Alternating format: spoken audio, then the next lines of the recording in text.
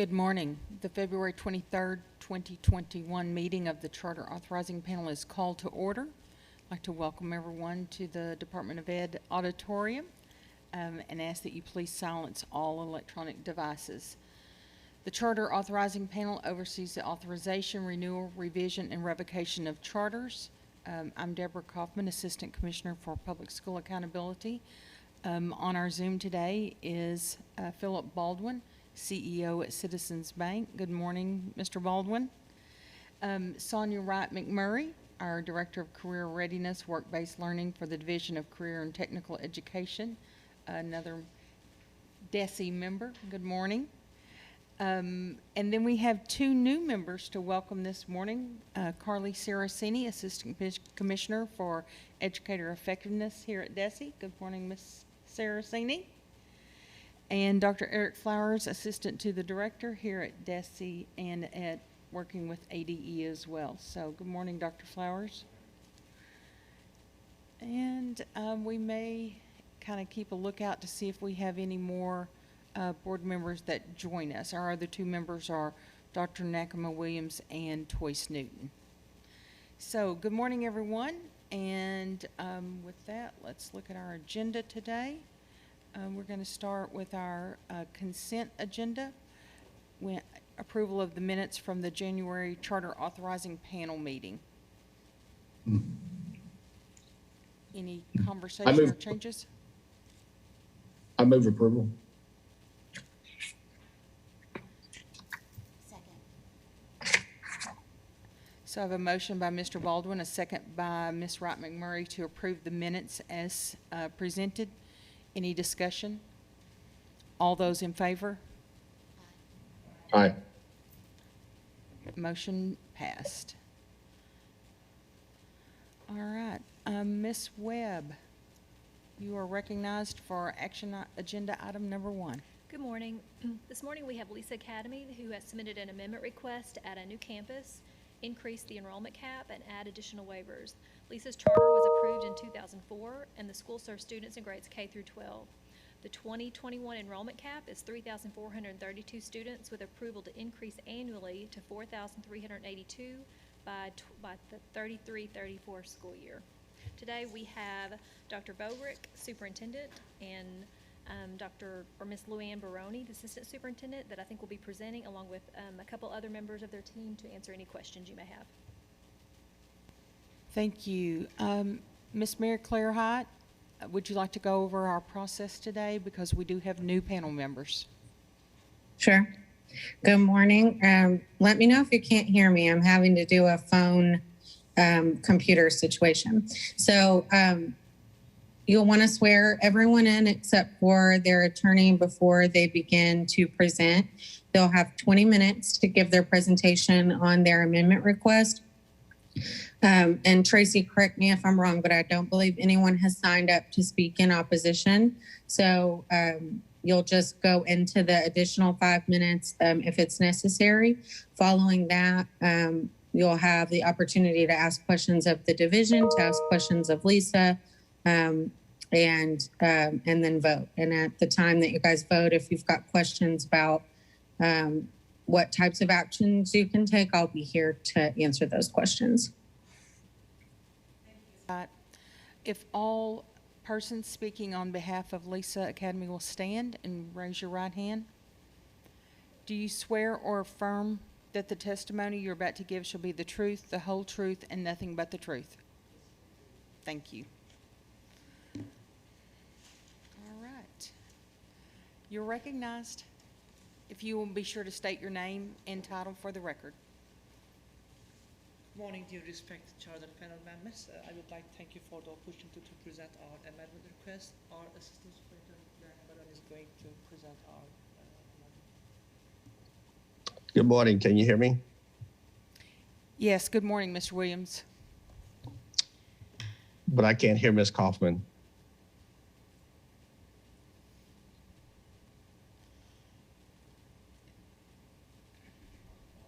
Yes.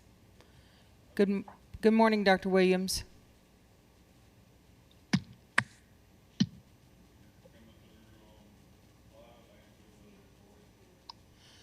It looks like your individual mute button is on from my end.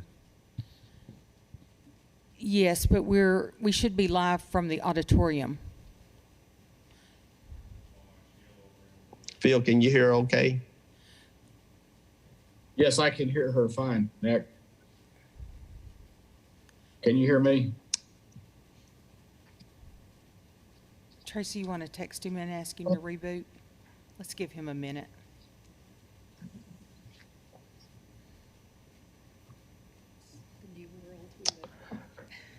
I'm going to log off and log back in.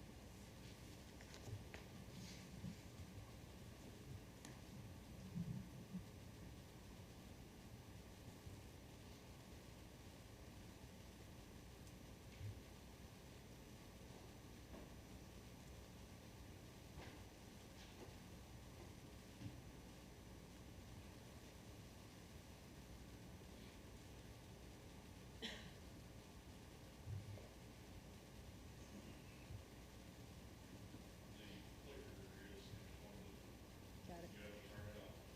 Okay, where's, on the side, top?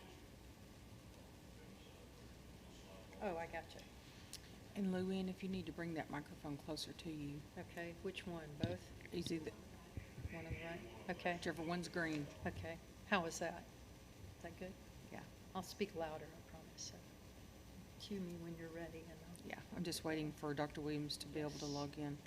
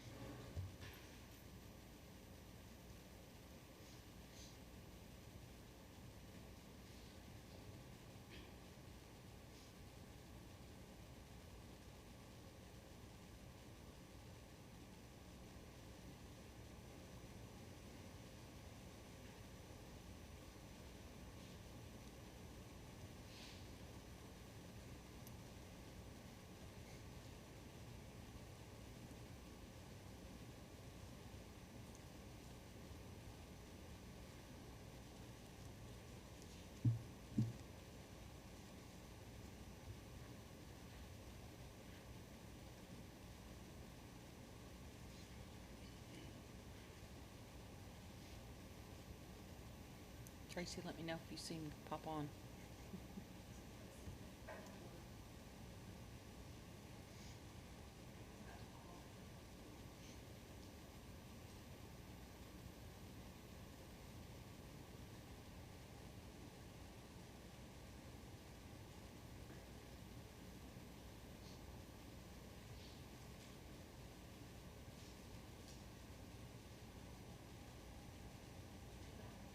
He is. Okay. Dr. Williams, are you able to hear us now?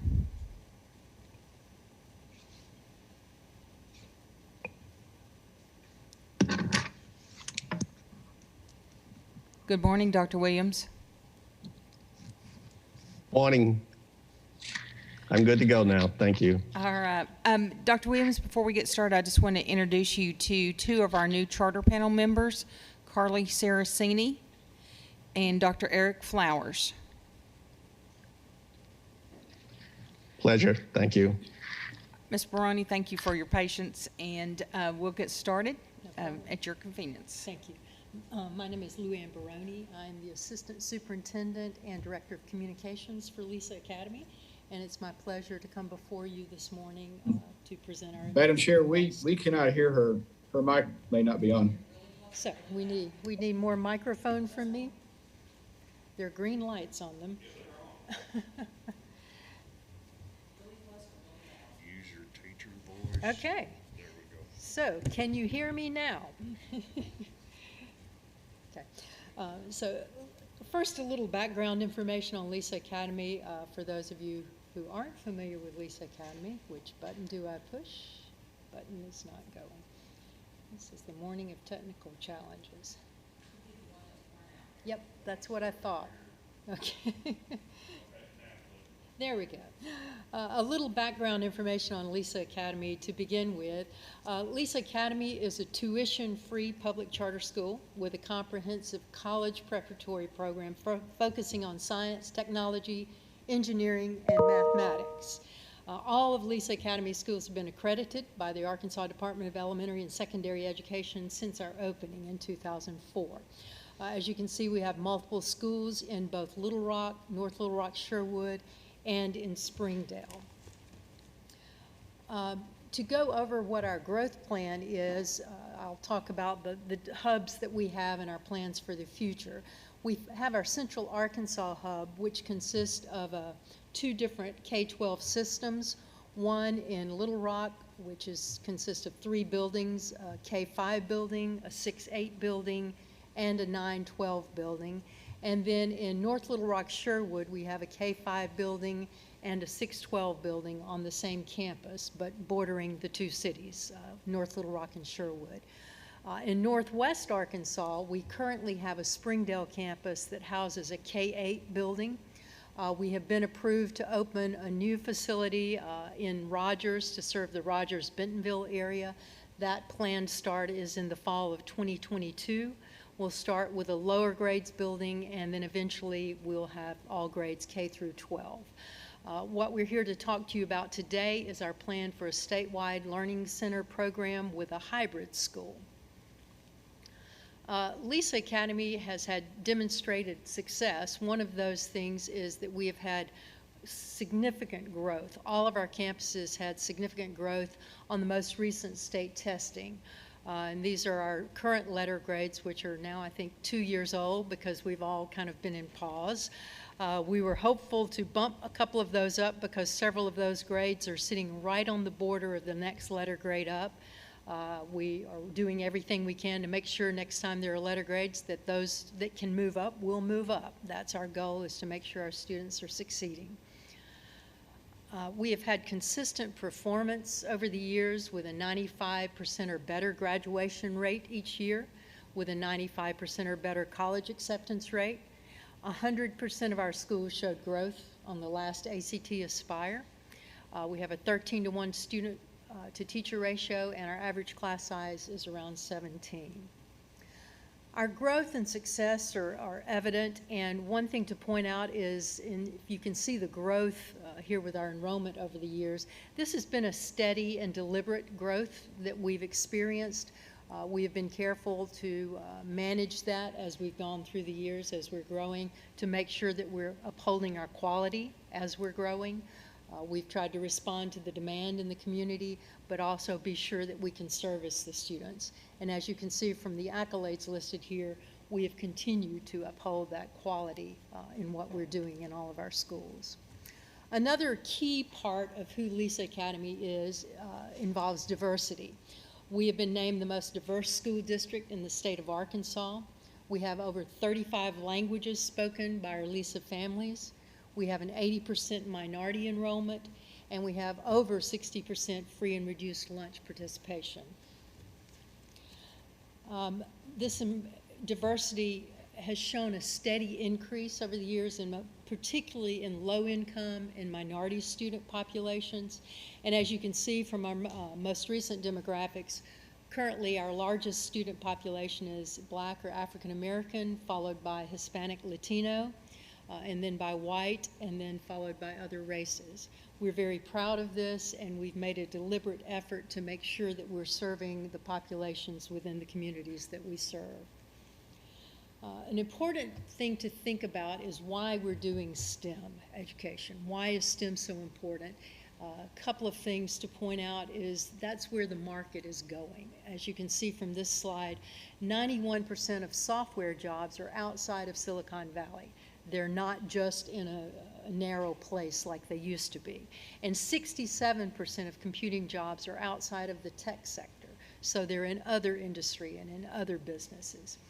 And as you can see from this data, low digital skill jobs are on the decline, while medium and high digital skill jobs are rapidly increasing in demand.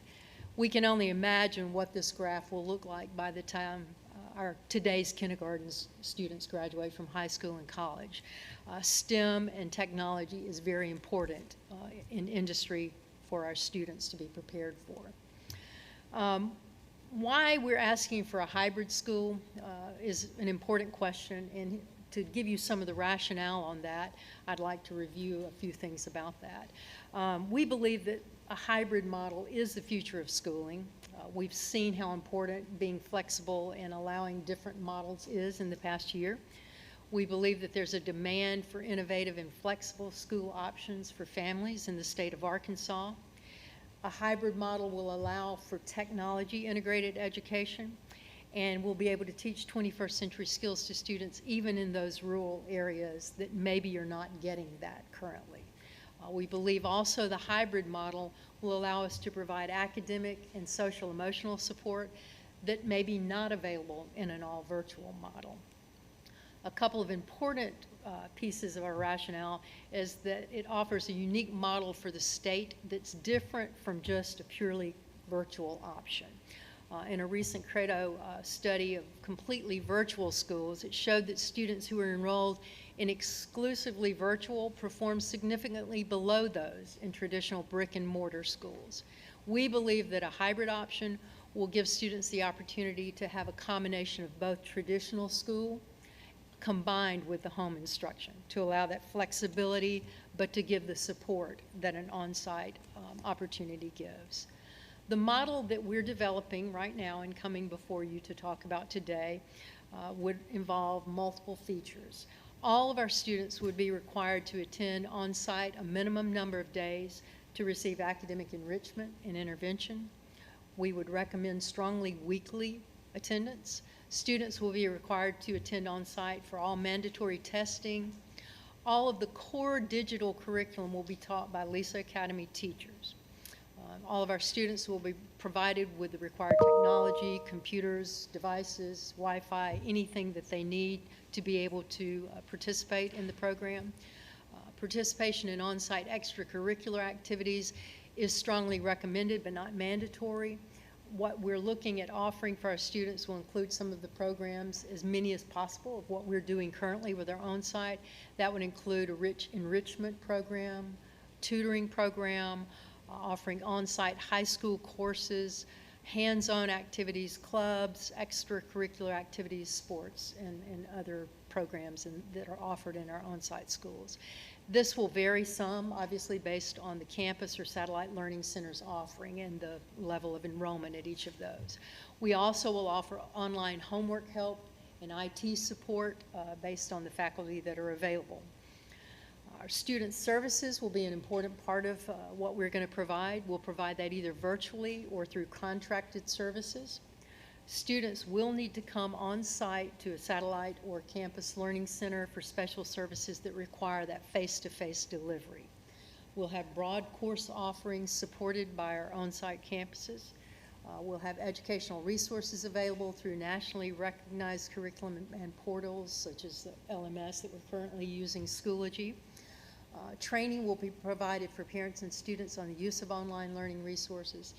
We will provide counseling services for our students both in the hybrid as we do on our regular campuses. And we're going to require mandatory on-site face-to-face with parent-teacher and student-teacher conferences. The hybrid learning centers are going to be in two different forms. The first would be campus learning centers that will locate in Little Rock and in Northwest Arkansas.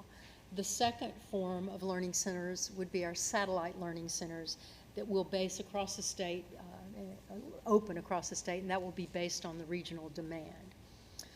The hybrid learning centers, the campus learning centers will first be opened where we already have facilities on our LISA campuses in Central Arkansas and Northwest Arkansas, And then the satellite learning centers will be open throughout the state in all of the regions where there's a demand. These centers will be located in churches, libraries, community centers, or other safe locations. And we say safe locations because we want to make sure that what we're doing for our students can provide them with a safe educational environment. We have plans to work with whoever the property owners are where we're leasing or borrowing space to do this so that we can make sure we can have health and safety requirements at the forefront of that to provide for safe environment for our students. We'll have administrative offices for the hybrid school at our West Middle School campus at 21 Corporate Hill. And this will also serve as one of our campus learning centers. We have some space available there because we're using 2 buildings for a middle school there now on that campus. The second campus learning center will initially be housed at Lisa Springdale on Holcomb Street in Springdale. We'll provide breakfast and lunch programs through learning centers as weekly shelf-stable meal packages. We've learned a good bit about that through the pandemic, that we've been able to provide that for our students and make sure that those students who need those meals can get those meals. This is just an idea, just to use a little imagination of what a learning center might look like and some of the things that we might have our students involved in. As you can see, we plan to have small group interactions with students and teachers at our satellite and campus learning centers. We plan to have hands-on activities with things like robotics and manipulatives to make sure students are learning and growing and get that personal attention that they need. The campus learning centers will provide on-site high school courses, special services as needed, meal services, enrichment and tutoring in ELA math and science, which has been a strength of Lisa Academy over the years. We'll have faculty office hours for one-on-one meetings. We'll have STEM experiments, hands-on activities, makerspace projects like we have on our on-site campuses. We'll offer competition and non-competition clubs, sports, field trips, things like our fall festival and graduation and other on-site activities. We'll provide family support events like curriculum and technology training, college and FAFSA application nights, virtual and on-site home visits, which has been something that's been at the core of Lisa Academy to offer those home visits to our families, and on-site counseling services as well as the virtual counseling services. Our satellite learning centers will offer similar programs to our on-site campus learning centers with our enrichment and tutoring, special services, meals, STEM, competition clubs, and just some of the examples are like Science Olympiad, coding, math counts, and then things like drama, creative writing, chess, esports. And we'll have faculty office hours for that one-on-one instruction and support. All of this, of course, will be developed based on what the demand is and how many staff we have on campus at our satellite learning centers. All of this will be supported by our Lisa School hybrid teachers and tutors. These are the regions that we're envisioning reaching through our satellite learning centers. As I've mentioned before, we already have plans for the Central and Northwest as a beginning point. And then as we have demand, we will begin to reach out into those other areas and develop those satellite learning centers to reach those populations that are further from Central and Northwest Arkansas. This is a sample 6th grade schedule that we've developed just to give you an idea of what a day might look like in the life of a Lisa Academy hybrid student.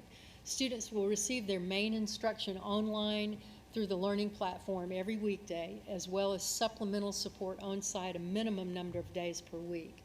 The club, sports, and extracurricular activities will be offered on multiple days.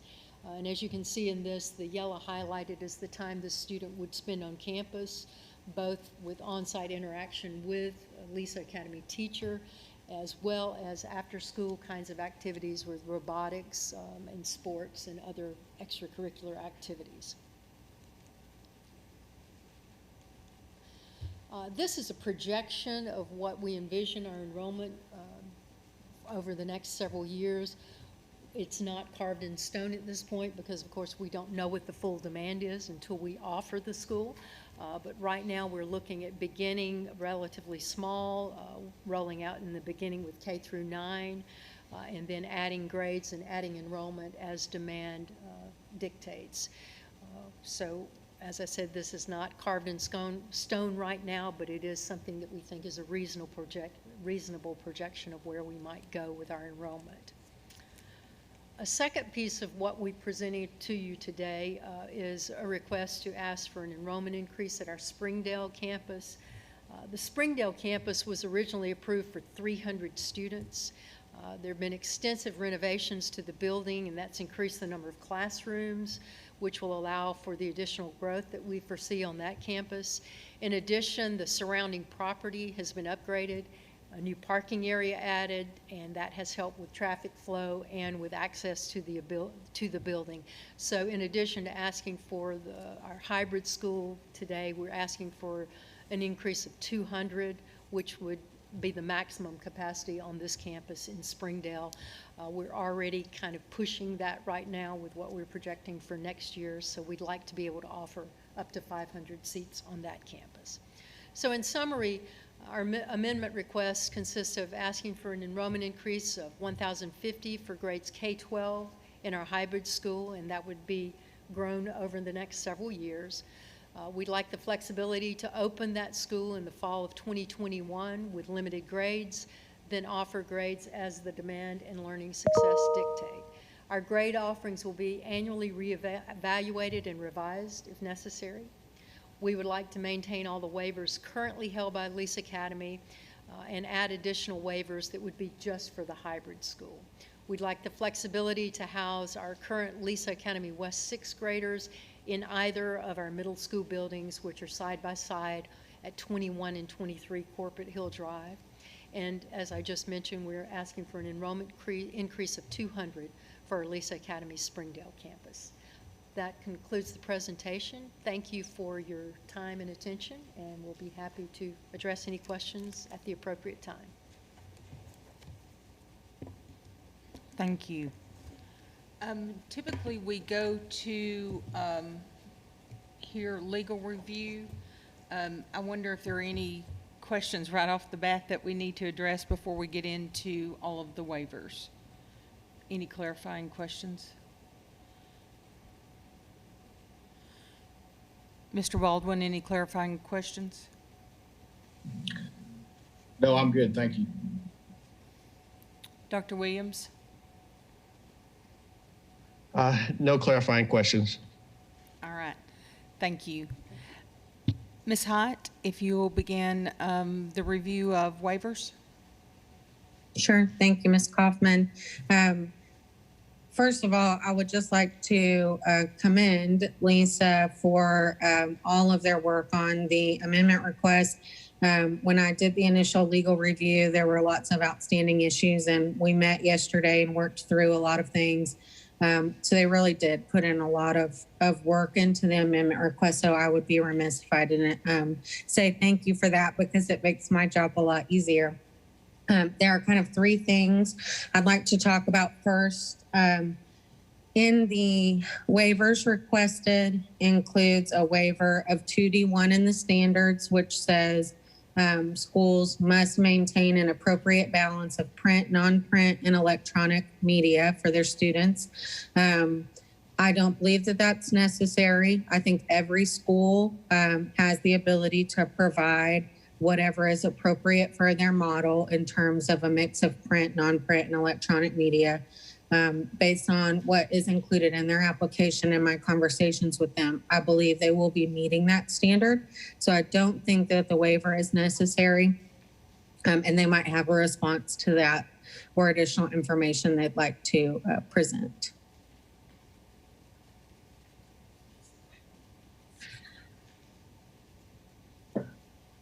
Yes, thank you, Ms. Hyatt. The waiver of 2D1 actually is a part of a waiver that we already hold, so it's not a new request for a waiver. And I believe that that was part of a package of waivers that rolled over for charter schools who had previous waivers under other standards. And last trip, Walter, if he can help, he's our legal counsel, but I believe that was just part of a package that was rolled over, so it's not a new request we're asking for this hybrid school. You can give legal clarification on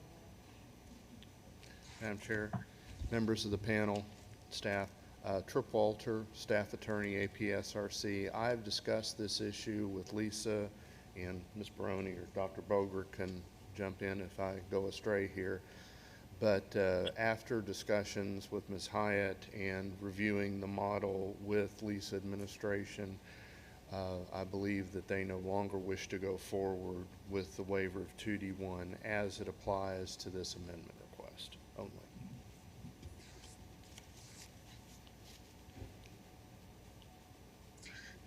Okay, so I'll move on.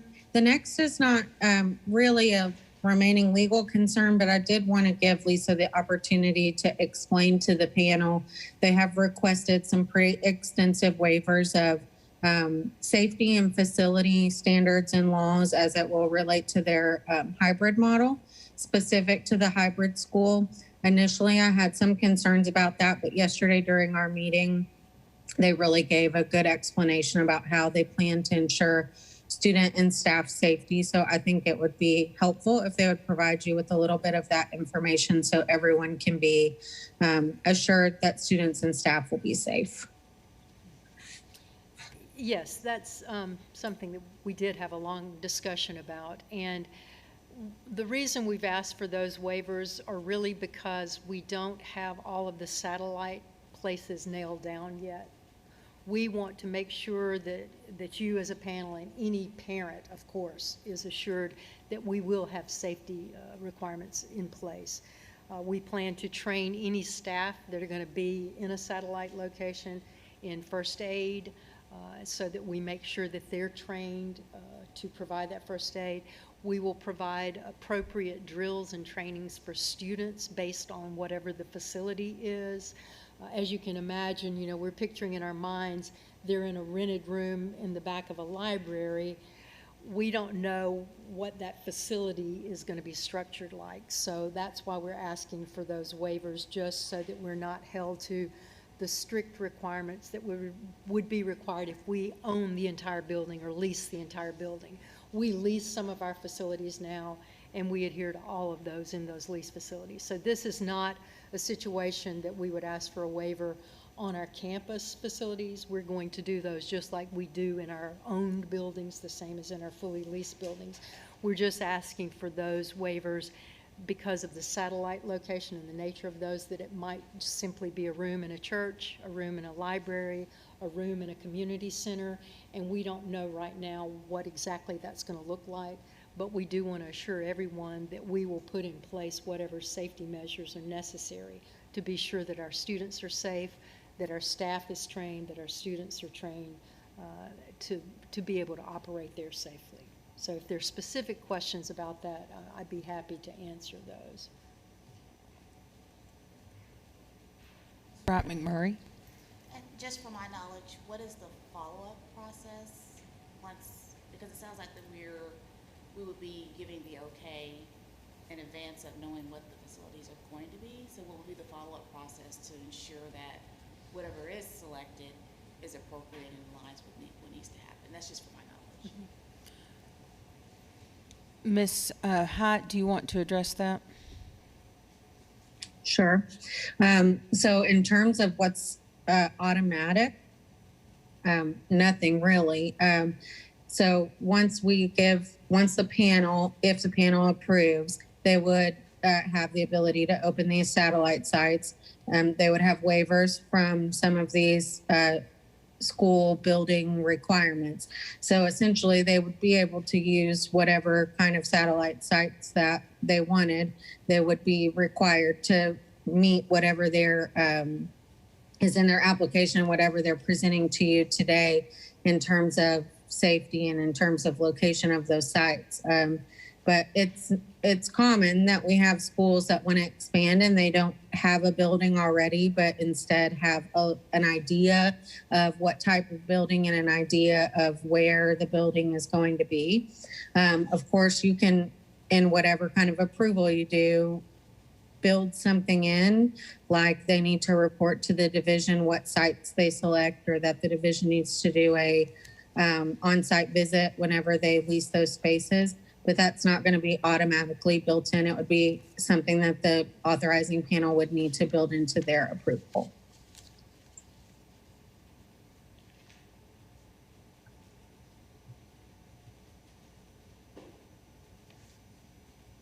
A question, please. Yes, Dr. Williams? Is there a process in place that when a school comes up with a new building that the ADE reviews that building in some form? Or they could just come up with any building, as a charter school or any school could just come up with any building and call it a school? So in a traditional sense, there are all types of facility rules that apply to traditional public school buildings. When it comes in the charter context, typically they have waivers of having to abide by the facilities manual that says you have to have this many square feet. And typically they have also waivers of requirements to do drills and safety procedures in the same way that a traditional school would have to do. Typically, in an initial application, the school does not have a building. They just have a general idea of where they want the building to be. And there's not a lot of requirements there, especially once the waivers start to come in. And sometimes you'll have a school, like when Lisa has done expansions in the past, it came with a building, so we had a better idea of what that would look like. But sometimes it's a little bit more vague. Of course, they always have to make sure that students are going to be warm, safe, and dry, and they have to make sure that students and staff are going to be safe. Sorry, I couldn't find my mute button here. Given, I like the part about the warm, safe, and dry piece. Is that verified in some form by ADE? So it is not. They are not required to have the same facilities inspections that normal school districts do. However, in order to receive facilities funding, they have to have those inspections completed and submitted to ADE to receive that funding. So not required unless they want the funding. Okay. My follow-up question would then be to Lisa Academy is whether they're going to apply for facility funding. I'm just trying to track and see if there's going to be a process following up on Dr. Wright McMurray question. If they're going to apply for facilities funding, I'm also concerned that you can just put the schools anywhere, and the short answer might be we just need to require for them to come back to ADE for ADE to take a look at the building. The facility might be the short answer.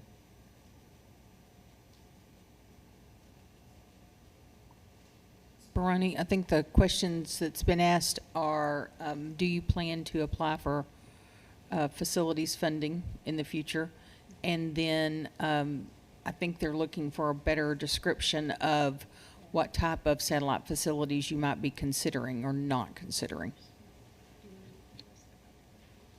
Yeah, we might not be eligible for facilities funding, but I think the reporter can, correct me.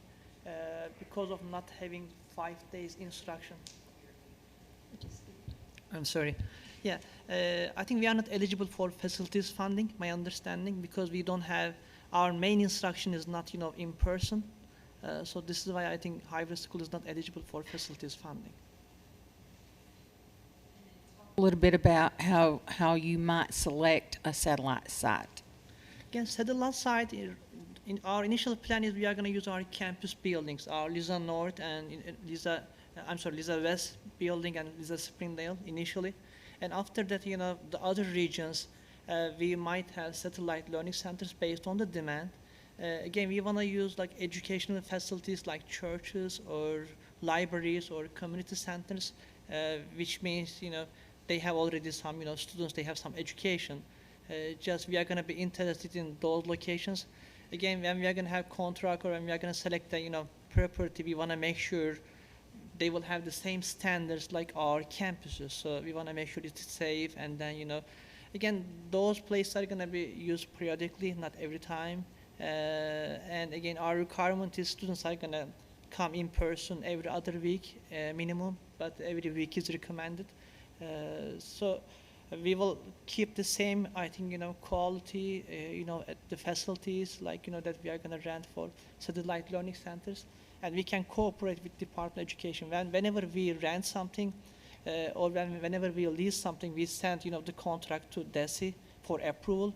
Again, there's an approval process, so DESI can, still comment and then maybe deny, if you don't feel comfortable. So there is another approval process for the leasing, we are going to send to you.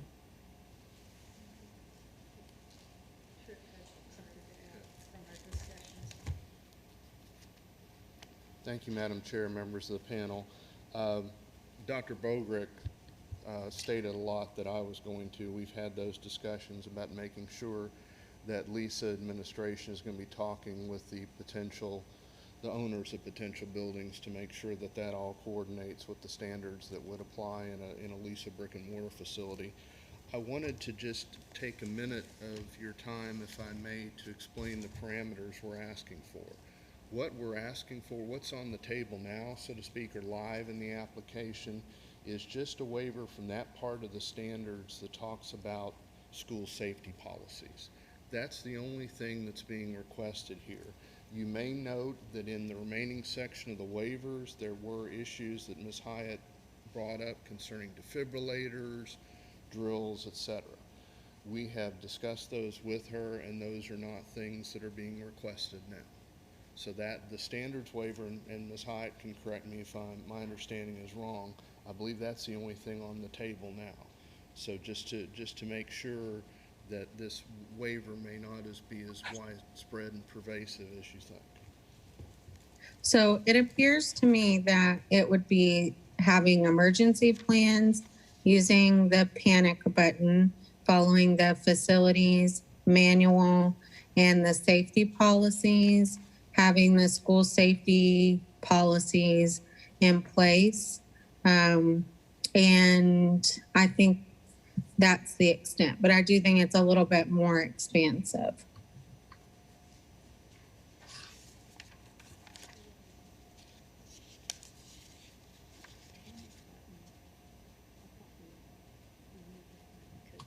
And just while I have a second, I do, and this would come up, of course, as Lisa pointed out, if there is a multi-year lease, it has to be approved by Secretary Key in order for a school to enter into a multi-year lease. If it was a single-year lease, of course, it would not fall under that same provision and the rules that requires that approval. I haven't had time to research this particular point enough, but there may be additional legal concerns about having satellite official school sites in church buildings. That's something that might not necessarily be allowed. That same concern is not there for other types of community buildings, but of course, in religious buildings, having an official school site could present additional problems, and that's something that we'll need to look into, and Lisa will need to look into the legality of that.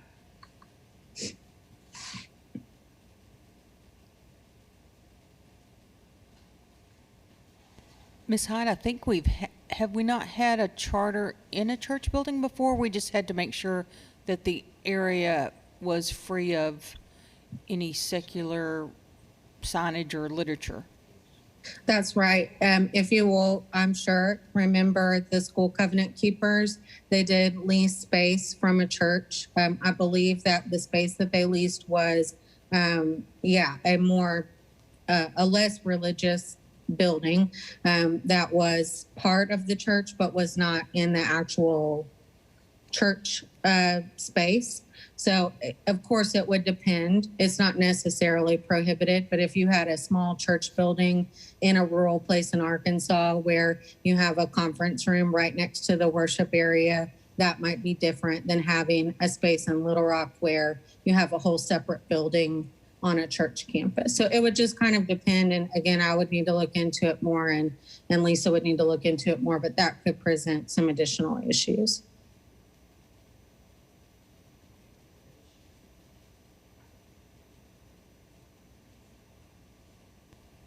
Other question, Ms. Hyde, any other waiver concerns? There's just one last legal concern. It doesn't have to do with waivers, but more the requested flexibility on grade expansion.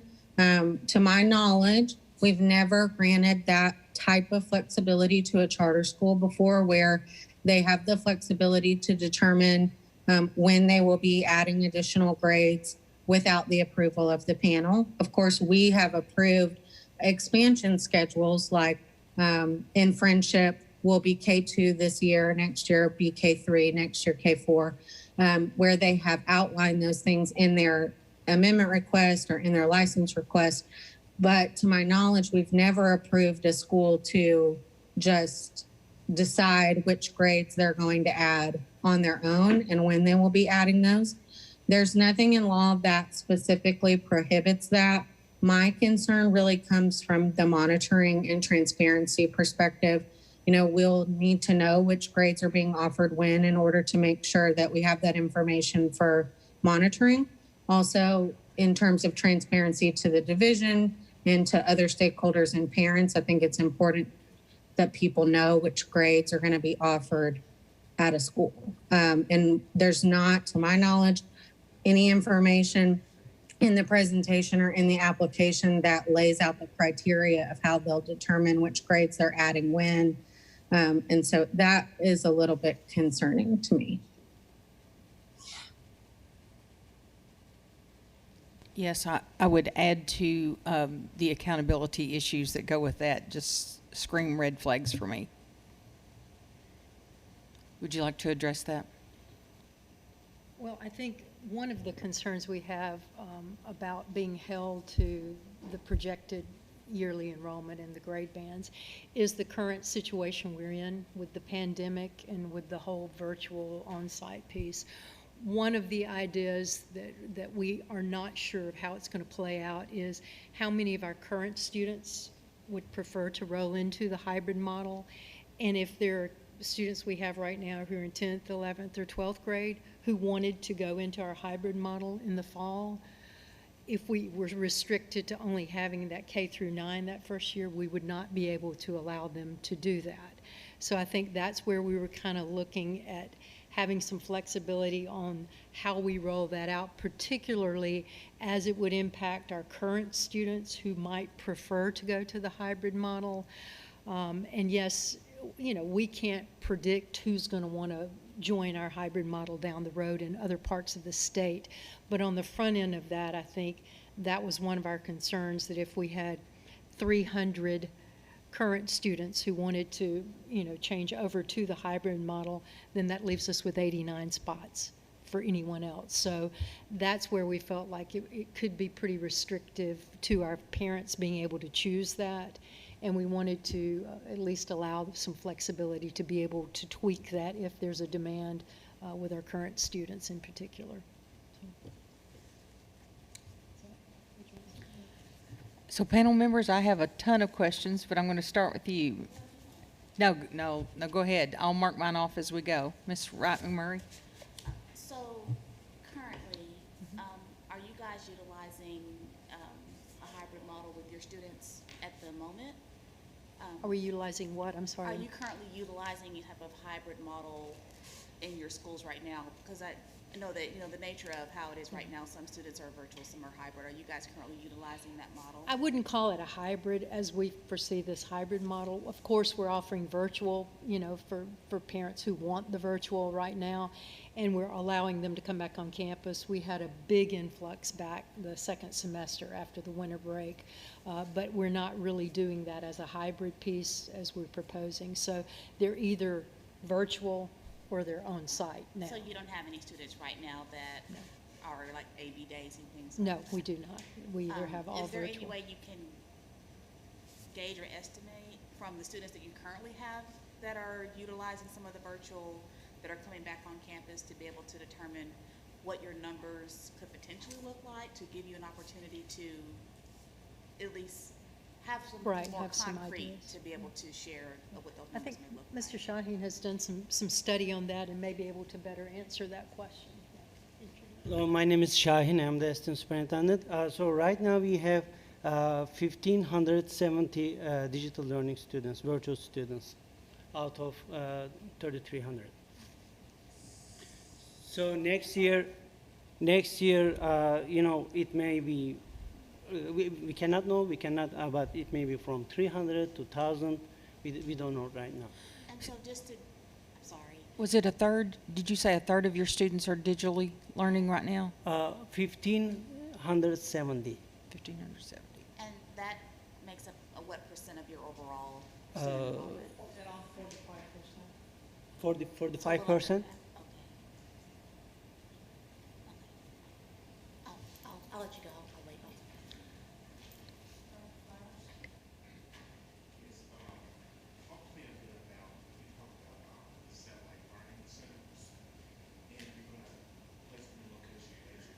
Dr. Flowers, they can't hear you. Okay, you talk about, can y'all hear me now? Can you hear me now? Yes.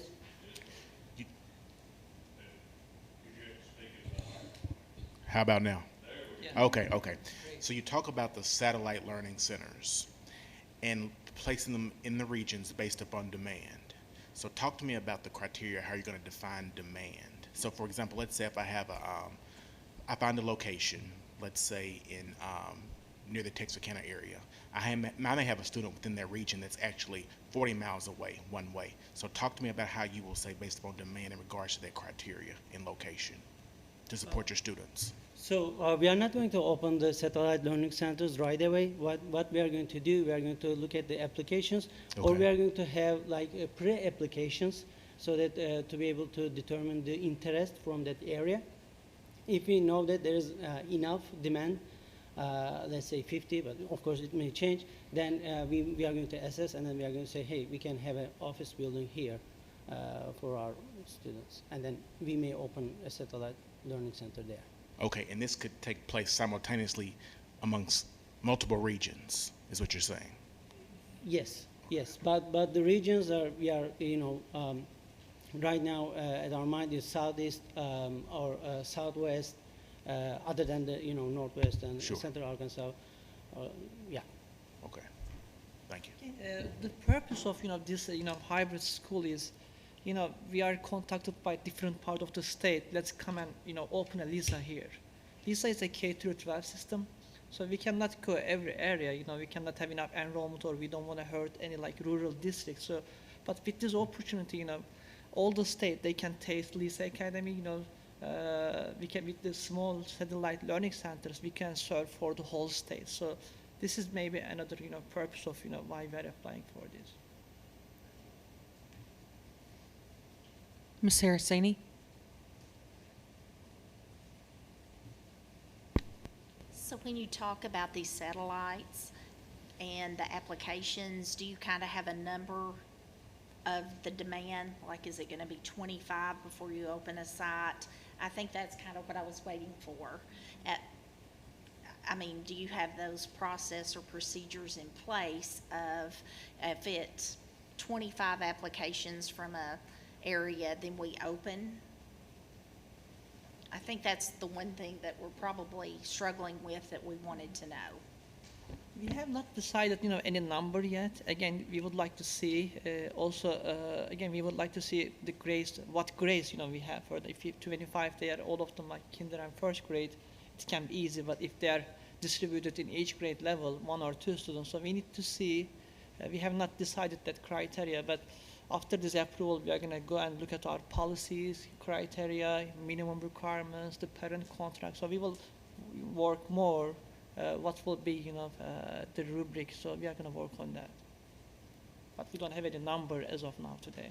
But our total enrollment is 1,050. So based on our total, cap, we will come up with a reasonable number, But our intention is hopefully in each region, like, southeast, northeast, at least open one satellite learning center. So this is our, intention. But we would like to see, first of all, the demand. So let me follow up on that question, because in the presentation, it said that you wanted the students to come on site Yes. at least every other week. And so I would assume they would come to the satellite site. And so that might be quite some drive if the satellite sites are not determined. And there was also a statement in there that on-site special services would require, that required face-to-face would be offered in those sites. And so I understand what you're doing with your 2 sites that you have currently. So I'm assuming that most of your enrollment is going to center there, because I would be hard pressed as a parent from Texarkana to think that I'm going to have to drive to Little Rock to the nearest site, because I don't know how many other parents are going to select this option. And so that's what we're trying to kind of wrap around in our mind. How would you logistically meet the expectation that you have for the students, and at the same time, if that student really wanted to be involved in those other activities that you've got listed, if they're going to take full effect of the offerings, that would be quite a journey, a daily journey, or any journey. Okay, right now we have, open enrollment, so anyone can apply, Lisa, from any part of the state. Right now, currently our campuses, we recruit students from England, from Cabot, so we have, broader area. But our, expectation is when we have a satellite learning center or a campus learning center, so the people around there, they can be enrolled. And then when we have a huge demand from another area, we can open another satellite learning center, and then they can enroll. So I think it's going to be step by step. I don't think, the first year they can apply from all part of the state, but we will announce right now our current satellite learning centers are here. We want to make sure if you are going to enroll, you need to commit, every other week, in-person participation. So parents, they will know that where will be our satellite learning centers, and then if they, can have commitment, they can, enroll. But again, our goal is hopefully in each region, but it can be very difficult to open a satellite learning center every part of the state, every rural areas. It is not possible because of cap, or because of, affordability, or because of, our program. So I think we are hoping when we have a, unknown satellite learning centers, parents, they will see, okay, if they feel comfortable to drive there, they can, apply and enroll. But hopefully in a few years, we will try to open more satellite learning centers. Mr. Baldwin, questions? Yes, thank you. I appreciate the discussion. And obviously, Lisa Academy was very successful. You guys have good grades, good scores.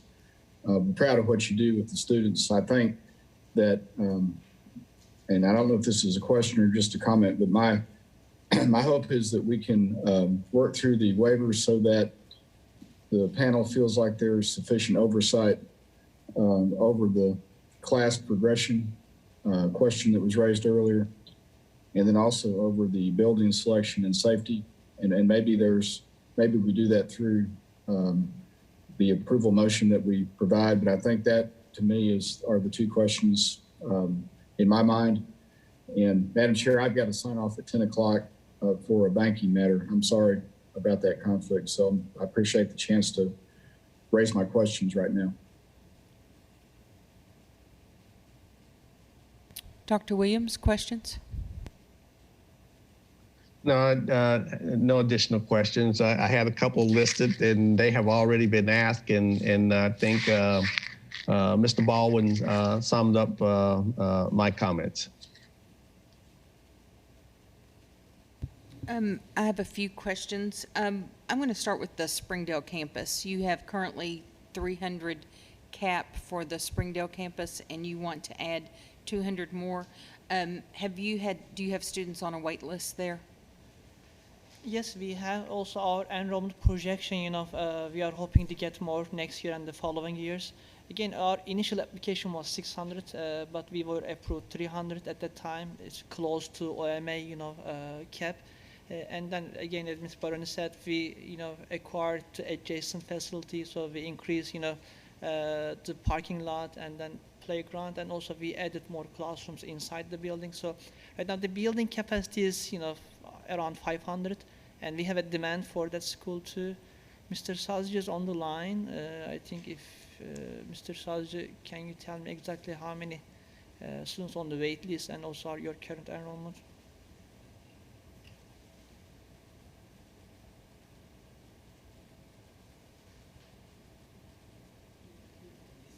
maybe he's disconnected. Yeah, again, we have wait lists, and we are, confident that, I think in a few years we can, use the cap. Okay. One of the things that you didn't go in, you get your data? Current right now, we have 133 new applications for that school. We are going to have lottery tomorrow. We have 133 applications for next school year. Okay. One of the things that you talked about was that LISA teachers would teach the core classes. So what I wanted to know is, will you have a dedicated staff for the hybrid school, or are you asking teachers from your other facilities to also be the hybrid teachers? Yes, we are going to have dedicated staff for the hybrid school, but of course, we are going to share our LISA experience and LISA, some of our LISA teachers. So what we are going to do, we are going to select some best teachers who are teaching best virtually by looking at the their performance, also by getting references from the principals. So we are going to have some of our teachers from LISA Academy. Of course, we are not going to hurt the LISA Academy, traditional buildings, but who are teaching good at virtually. We are going to offer them the hybrid school, and we are going to have recruit some from outside as well.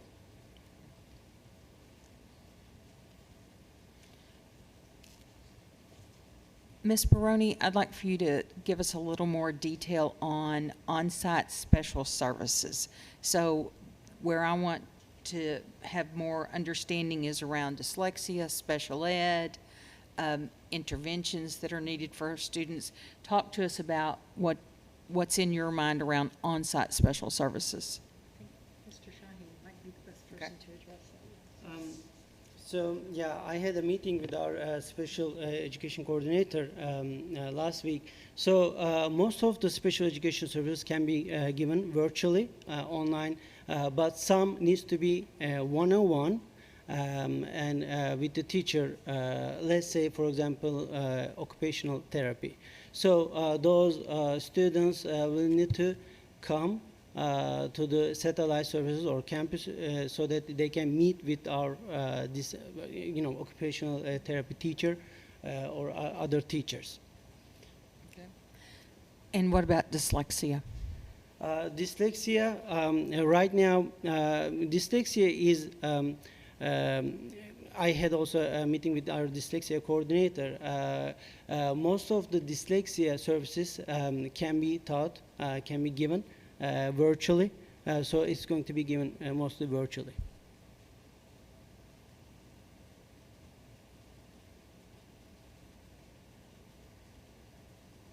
And services to your English for speakers of other languages?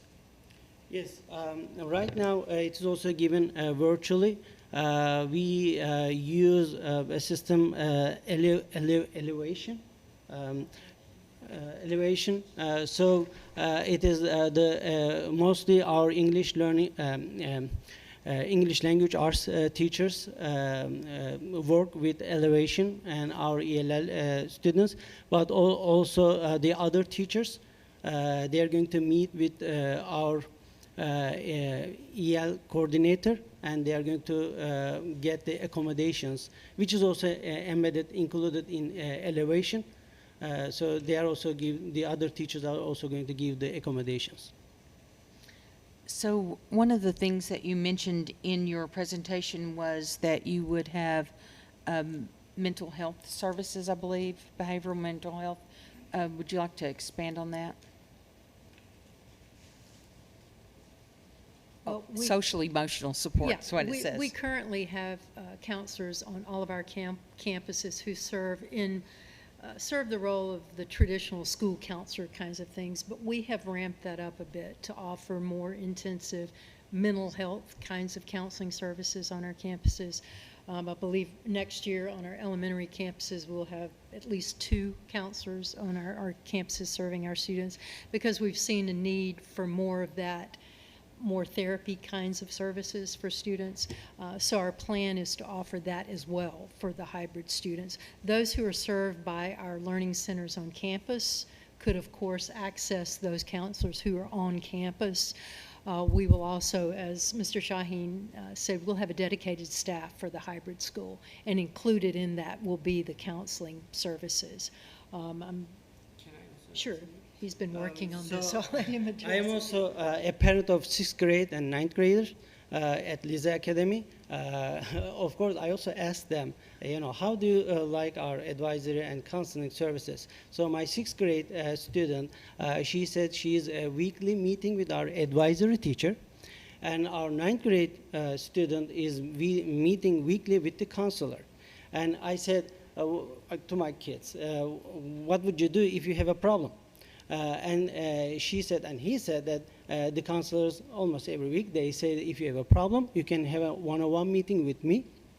And also, if the problem is more serious, they can also refer to other services.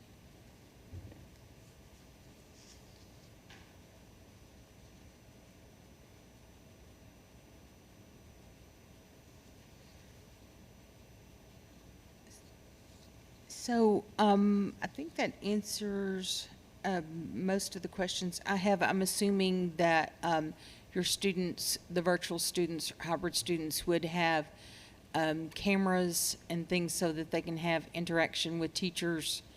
And we would provide all of the technology they need. We're currently one-to-one with Chromebooks already, so we've had a good bit of experience with that. We also, during the pandemic, made a huge effort, and we're very successful in getting internet access to students. As we mentioned earlier, a lot of our kids are not right in the central Arkansas, but are outlying areas. Some of them couldn't afford internet service. Some of them have bad connections. So we provided hotspots to those and would do the same for those who need it in our hybrid model. so in the class schedule, it was obvious from it that there would be synchronous and asynchronous learning? Yes. Yes. And you did allude to a learning management system or an LMS or a CMS. Would you expand on that? So our plan is to get a nationally recognized curriculum. So we are in touch with some of the providers like Edunity, Red Comet, Florida Virtual School, K-12. So we are going to determine the best for our students. Are you using one currently? We are using Schoology for our digital learning students right now. So I think my last concerns, and they're not really as concerning as I would feel more comfortable knowing that we're just going to say, okay, we're going to be K-12, that we need some grade configuration, whether the students, you have students in each grade level or not. And I guess I'm concerned about the equity for students that's not easily accessible to the current sites. And so I wonder if it's a great long-term goal to have multiple satellite sites, that maybe right now you're announcing the 2 that you have, with future plans to announce other satellite sites opening, if that makes more sense to our panel members. If that, I don't know. It's up to y'all to discuss that. Yes, please. Thank you for your additional explanation. That did frame some more of an understanding. I guess as I'm just thinking about it, especially when we think about our students that will require special services, from what you described, and I'm just trying to think through this, it just seemed like that there would be an additional burden on some of those students to have to attend more than students that didn't require special services. And I'm just trying to get a sense of what that would look like. Again, geographically, if I'm needing to transport my student more often than a student who maybe didn't require special education, what is that going to look like for that family and those students? And I'm just trying to get a better understanding Yeah. of that. You know, and we can't say that we know exactly how that's going to look, but what we do know is that we would certainly work on developing an IEP that's appropriate for that student who needs those special services, and to provide them in the least or in the best way, not to put an extra burden on the families, but to reach out in whatever ways we can to provide those services. I agree, you know, there might be a case where someone might feel like they need to come to campus more, but we would try to deal with that on the front end and make sure we're very thorough in our IEP preparation so that we can come up with a plan that's manageable and makes it accessible for those students who might be in a more remote area. Kaufman, I would like to address your, question about enrollment projection. Again, since we are right now having pandemic, it is changing all our, plans and, making last minute, changes. Again, with this hybrid model, if, it's going to be approved, we would like to also support other schools. For example, providing all kinds of, instruction like virtual, hybrid, and traditional from every school is not easy, and, faculty, administration. So maybe this is why we are asking flexibility, maybe kind of for next year, in case some schools, they will just focus on traditional methods, and then some of them, they will just be moved to, our hybrid school. So our hybrid school can focus on, other methods like, virtual or hybrid next year only. And then the other schools, they can focus on traditional methods, So this is something we are asking kind of flexibility if we need to move our Lisa North High School virtual students to hybrid school just for next year. This is why, we ask that flexibility. But on the, otherwise, our plan is starting K through 9 and then adding one more grade level. And we don't want to feel all cap, the first year because we want to serve for the whole state. So this is why we want to go gradually, next 7 years. So this is why, we have an enrollment projection. But for next year, again, we would like to have flexibility in case if we are going to move some of our current students to this school, and then other schools can just focus on, traditional methods. I understand that. Accountability is not that flexible.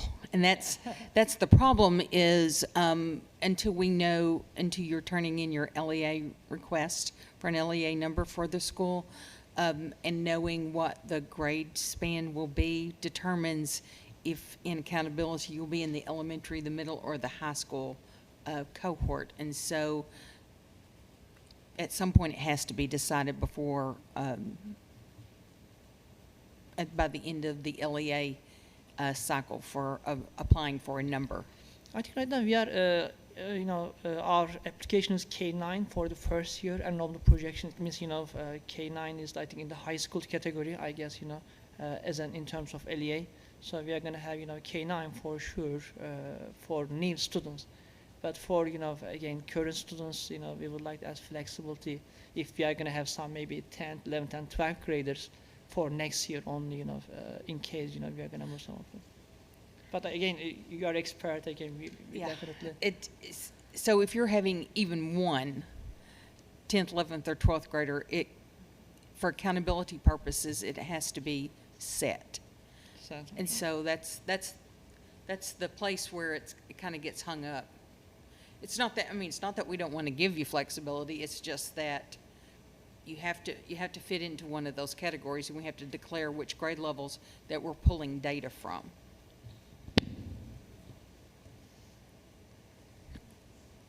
Ms. Kaufman, could I add something on to that? This is Mary Claire. Sure.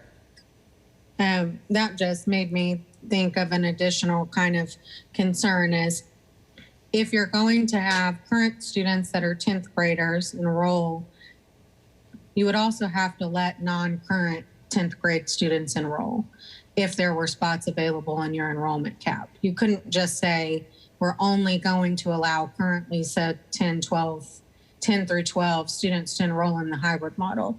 If you're going to have one student in any of those grades, then any student who applied, if there was still space in the enrollment cap and based on the lottery, you would have to allow those students to enroll also.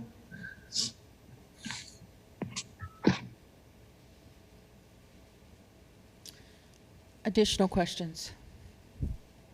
Ms. Saraceni? Any additional questions? Dr. Flowers? Dr. Williams? Mr. Baldwin?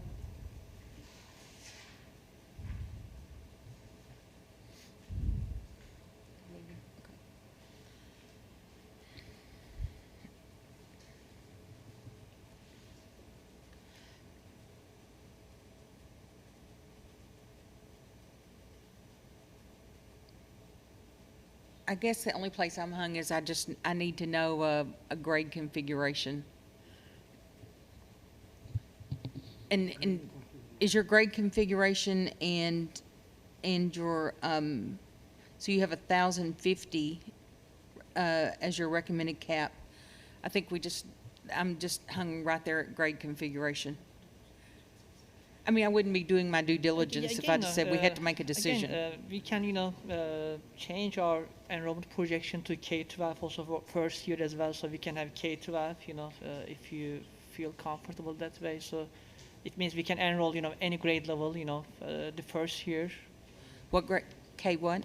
K-12, the first year we can go with K-12, any grade level, and we can continue. Right. I mean, you can say for this next school year, I'm going to be a K-12 school. Yeah. Yeah, we can. And then if you determine that you're not filling all of your grades the next year, we can come back and revise your LEA number with the appropriate grade configuration. Sure. I'm fine with that. Okay.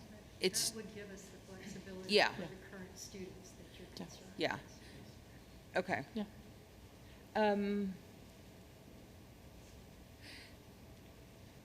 My understanding was we were applying for K-12 too, but the first year we are not going to have maybe, 10th, 11th, 12th graders. But again, the first year we can also aim to have, all grade levels as well. Especially the school's going to think- K-12 school, initially what we applied for. I think what Mary Claire is saying, though, if you say you're going to be a K-12, then you have to open up all of your grades for the lottery. Yeah.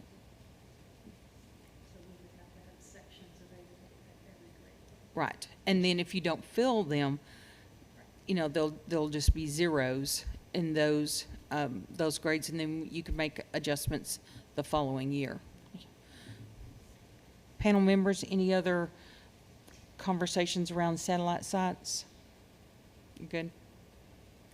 All right. If there's no further discussion, I'm ready for a motion.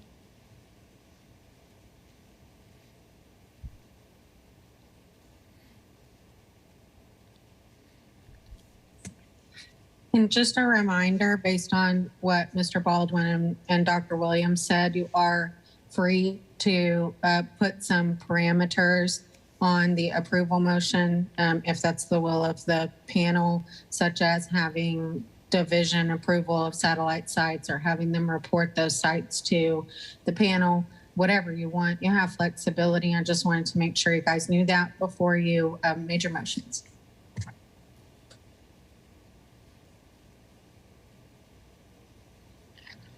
I'd like to make a motion, but I'm trying to make sure I've caught up with all the changes from the original waiver request. This is kind of what I'm trying to figure. So it's the for the hybrid model, it's the grade configuration now K through 12. Is that what was decided? Okay. And okay, Ms. Hyatt, I'm going to trust you to clean this up. Okay. I move that we approve the waiver for the hybrid model for K through 12 for the satellite sites for there to be a review by ADE of those sites for compliance. And also, let me know if I need to make this a second motion, but to approve the increase in enrollment for the Lisa Academy Springdale site. It's fine to do it all in one motion. That's fine with me. Okay. That concludes my motion. If it's, I'm open for any friendly amendments if needed here. believe I can second that. I feel like that everything is included in there.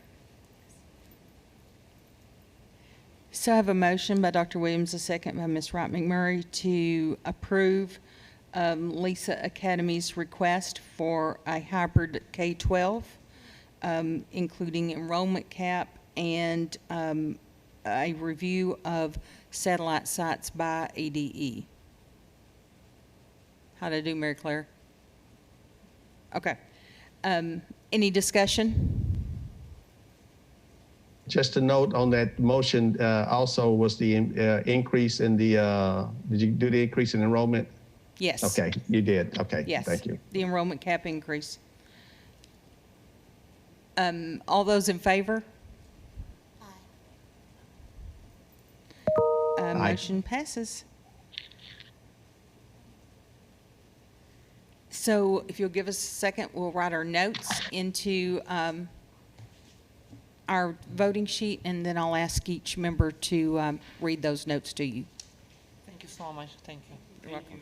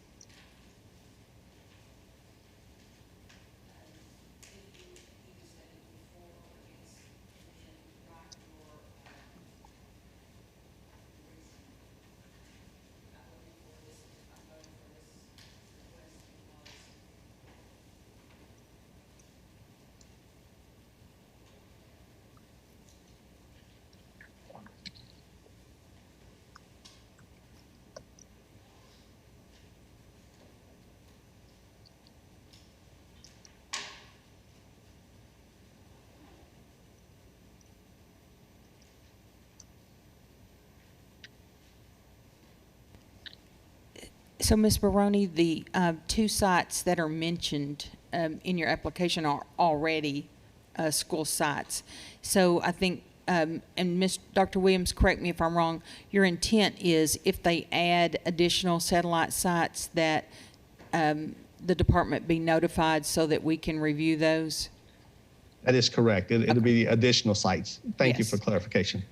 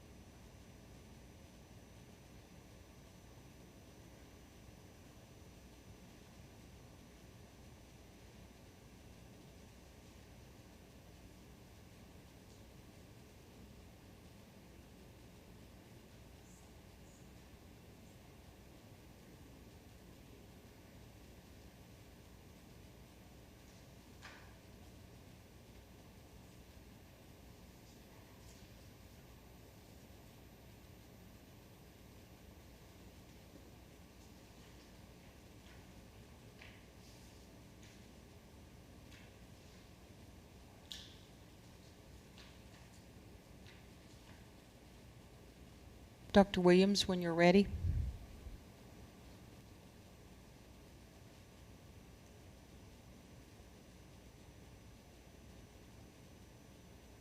Okay, here we go. I recommend, hold on, that's not me. It was good though, but it wasn't me. I support the motion. The hybrid school model creates an opportunity for students to engage in the education system during COVID. And this model could possibly lead to a new way of reaching and engaging students. Wright McMurray. I tried to make sure I included everything in here. I recommend approval of Lisa Academy's request with the inclusion of the modification of the grade levels from K to 12, allowance of ADE to review and approve satellite locations prior to operations, and increase the enrollment at the Springdale location. I believe this will provide more opportunities for students to receive the quality education Lisa has demonstrated at their existing locations and expanded geographic locations across the state. Dr. Flowers? All right.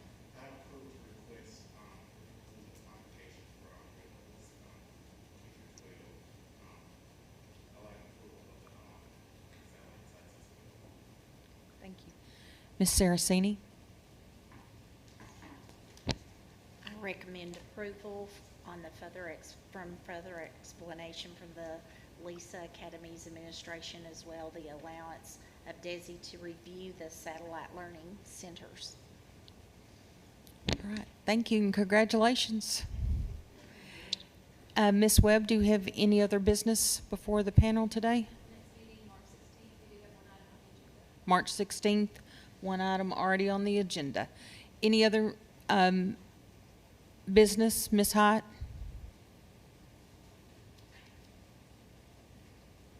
Not on my end. Sorry. No, not on my end. All right. Then I'll accept a motion to adjourn. I move we adjourn. Second. All right. Motion by Ms. McMurray, second by Dr. Williams. All those in favor? Meeting is adjourned. Thank you, everyone. Thank you. Great discussion today.